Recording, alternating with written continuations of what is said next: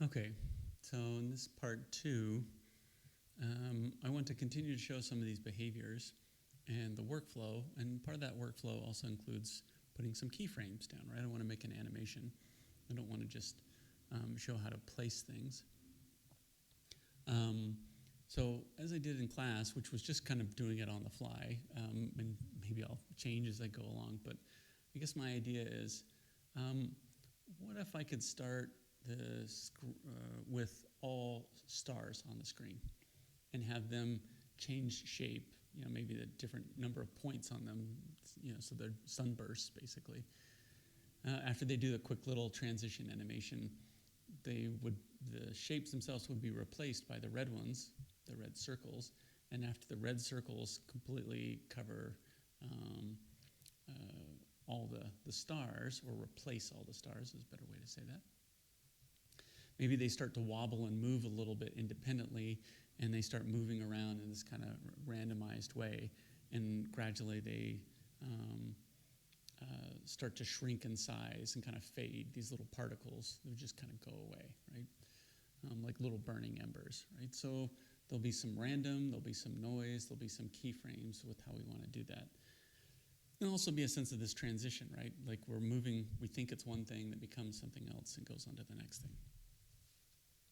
Right, so the first thing I talked about is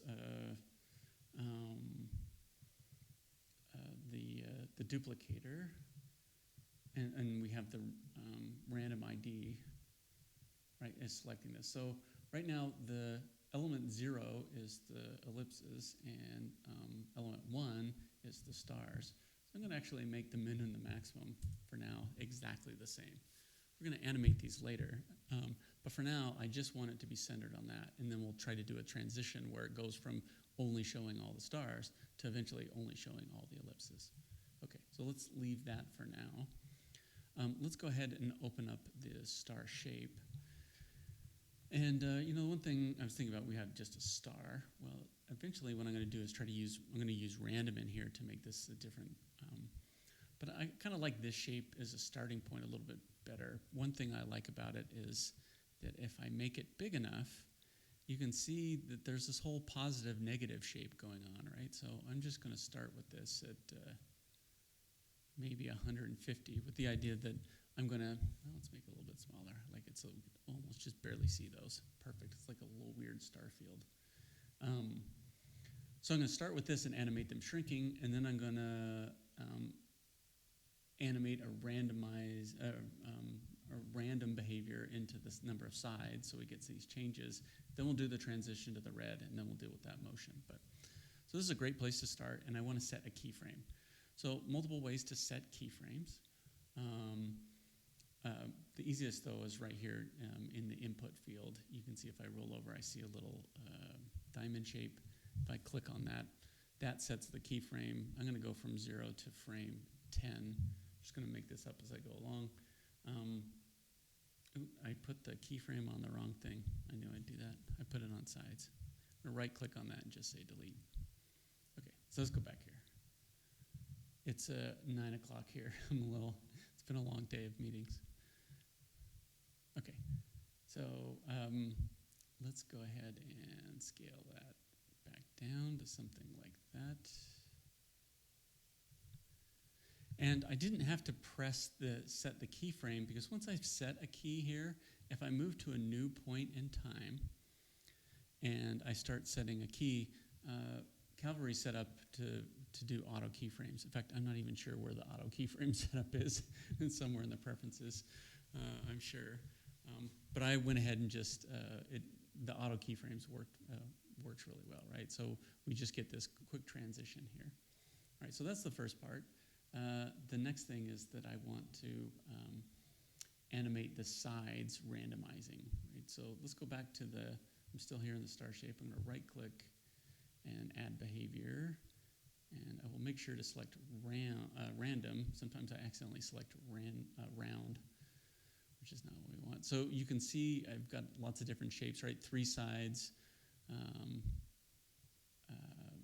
It's basically the number of points. It's kind of weird that it calls it sides, if you want to think of it that way. But let's go ahead and look at that. That created a new random. You can see it down here, star shape the radius is keyframed, and underneath this we've also added a random behavior. And I could click on this and right click, and I can, where is that? Rename is right there, right? So I could say special random for the shape or whatever, but I understand it's random 3 and it's controlling the sides of the star shape.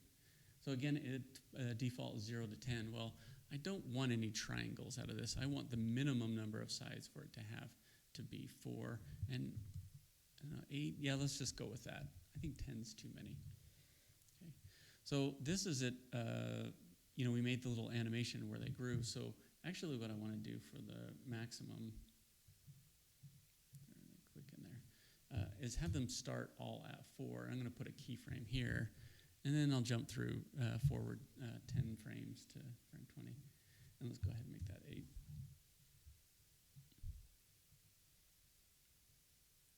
Right? So they just kind of grow up to do their thing. So that's, I'm just trying to deal with transitions. There's not really any deep-seated meaning to this right now. I'm just exploring the idea of how the animation systems work, right? But maybe all these stars mean something to you, right?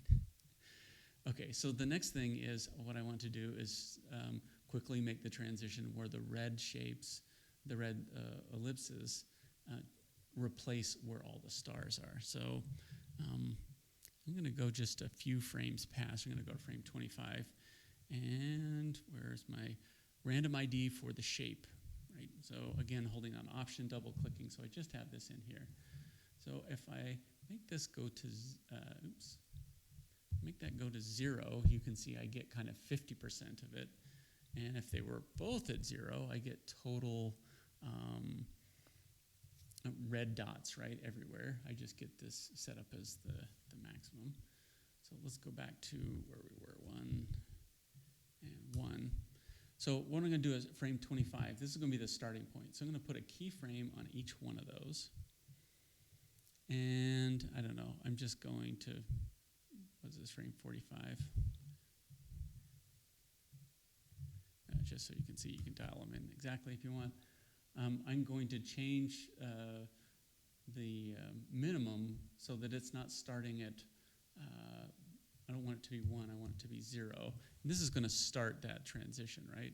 So these start to populate. And from this point on, what I need to do is put a keyframe on the maximum and now have the maximum work its way down to, what is this, frame 65? That'll work. Just doing these multiples of 5. And so this is a little tricky, what we're doing here, but I'm just saying if I have a system that says you can only get a random number between 1 and 1, it's pretty limiting, and then I take the minimum and open it up, so now it can get the full range between 0 and 1. So that basically helps me get to about 50% red dots, 50% stars, and then I take the maximum, the other end of the spectrum that is balanced to show the stars, and I start to close that. So I animate that decreasing. So we see 1, 1, 0, 1, and then gradually this works its way down, right? Now we just get to that. And there could be other ways to do this, but I just want you to get a sense of how you can animate these values and what they're doing, right? They're just numbers being fed into this system. So let's see what we got. All right. This seems like this will work for us. We'll get to frame 60, and we'll just call that good for there. So the next thing I want to do is animate these red ellipses, but I don't want to do this by hand.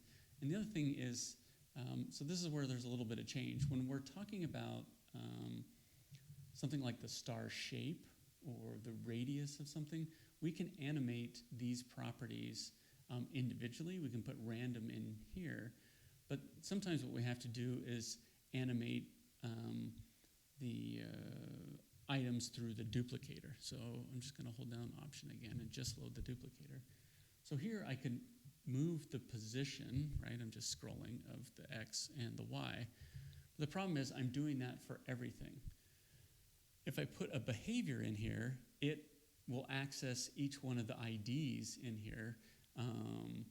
Each one of the individual index is what they would call these, right? So, ellipse number, 1, 2, 3, 4, 5, 6, 7, 8, 9, 10, all these through there. So I want them to each to have their own behavior.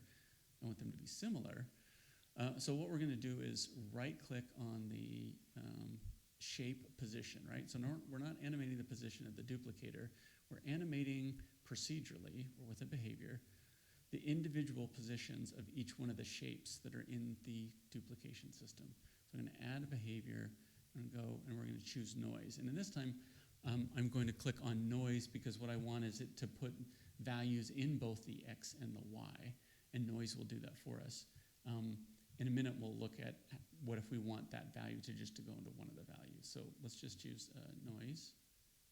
And you can see that these have shifted a little bit, right? So what's happened is a little bit of noise has been applied, right? And you can see that the noise is, they're all moving like each other, right? They're kind of floating, but they're not moving the same based on the way that noise is being calculated. So let's get out of the playback. So the first thing is, I think we're at frame 65, right? I don't want these to start animating throughout the whole entire animation. I want them to start at this point. So option again, gonna click on noise. And it has a minimum and a maximum. It also has a strength. So before I turn the strength off to 0, because that's what we're gonna do at this point, I'm just gonna show that, we can, it's choosing a smooth random number, randomized numbers, but doing it a smooth way, between -200 and 10. So you can see everything's skewing in this one direction. But I can also balance this out if I make sure that they're on both sides. So I'm going to say -250 and 250. And let's just go back to the beginning so we can see that, this is a lot of intensity. So this will look great at the end. I just don't want this at the very beginning, right? So what was that, frame 65, right? So let's just put that, let's click in there and say 0. So this is where our little animation is going to start. And from here on up to, I don't know, frame 100, let's animate that going to 100.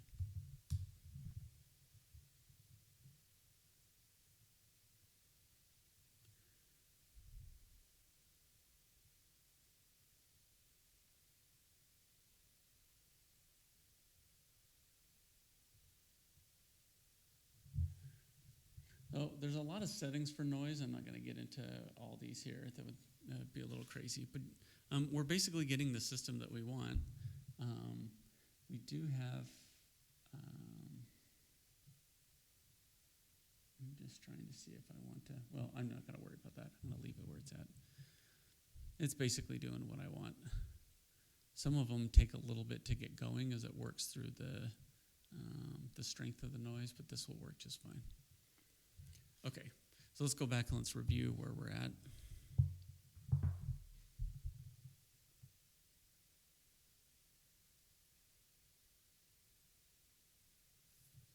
And if I want to, maybe that 100% is not enough. If you can see it's down in here, right? The values, as I scroll along, it tells you what this value is as it's being animated. I can also just double click on these little keyframes and I can modify them right in the composition window. Right, so they're getting a little crazy. Maybe that's, I'm going to tone it down just a little bit, 125. Okay.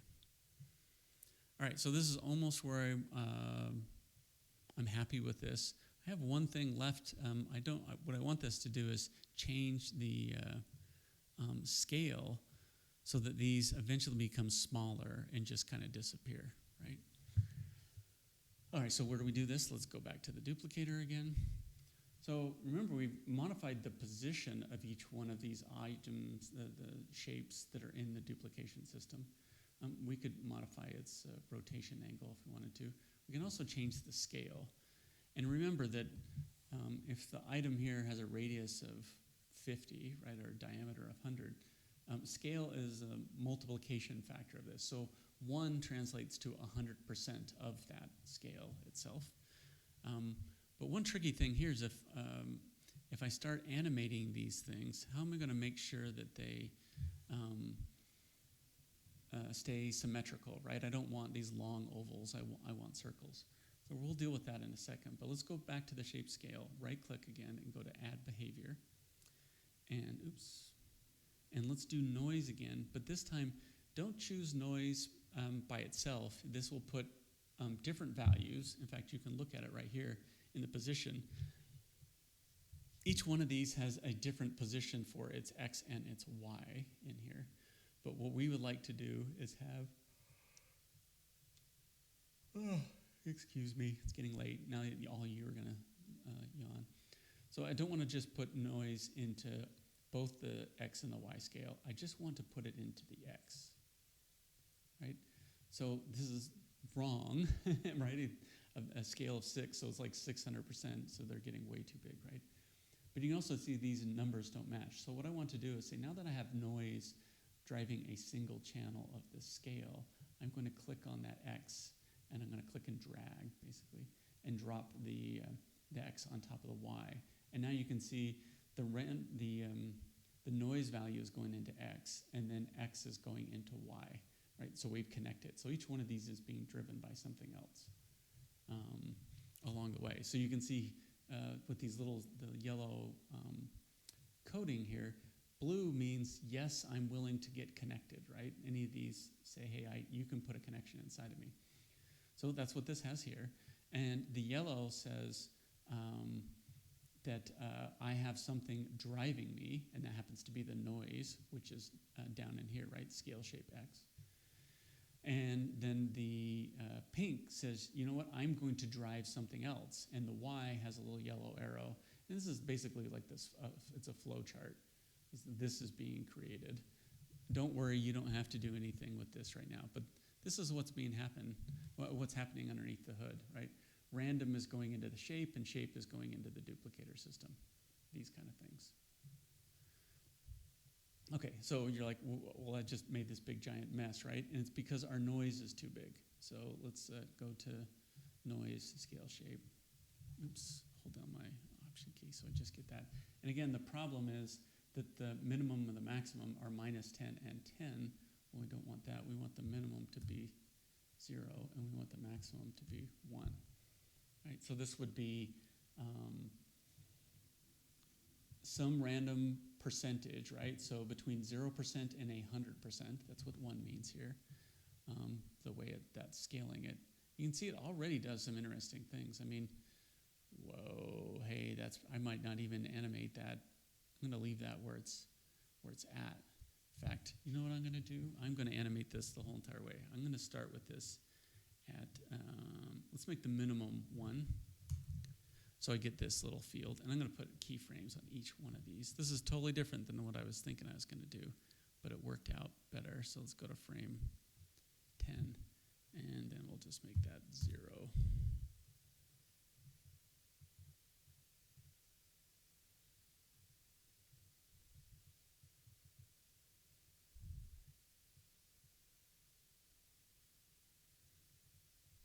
I just love how that worked. Right? Maybe I can animate this a little bit more so that maybe as they start to appear, let's get it to about here. I'm trying to figure when they start to move with 80. So let's go to frame 55. No, I'm just going to leave that. I think that's working. I think I'll just make it more fussy. The one thing I do want to do is animate this so that they disappear by some frame as they go along. So I'm just going to let them do their thing, and let's go to frame 120. And again, I'm going to click and put keyframes here to basically hold that. You can see the dotted line basically means that it was at value 1. It's still at value 1. This one is went from 0 to 1. And is that what I had set up? Oh, it went from 1 to 0. It stayed at 0. And now what I'm going to do is animate this maybe to frame 180. We'll do this as a slow thing. I want the scale to animate to be 0 by the end.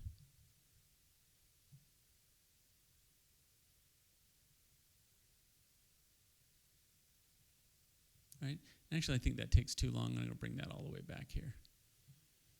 I want it to happen quicker, like they just kind of fade out, little particles as they die. All right, let's do a little play.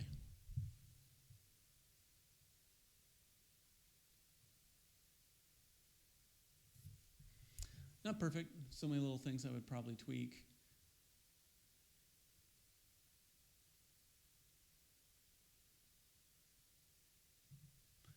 But not bad. I think that works pretty well. So many little things that we could do to this to dress it up, but hopefully you get the idea how these systems can build upon each other. So this was the detailed version of that first initial tutorial. I'm going to do a whole bunch of these other quick hitters, like, hey, if you want to do this, try that. Yeah, I think that's enough for this. All right, I'll put a cap on this one, and I'll come back with some more tutorials later. Happy animating.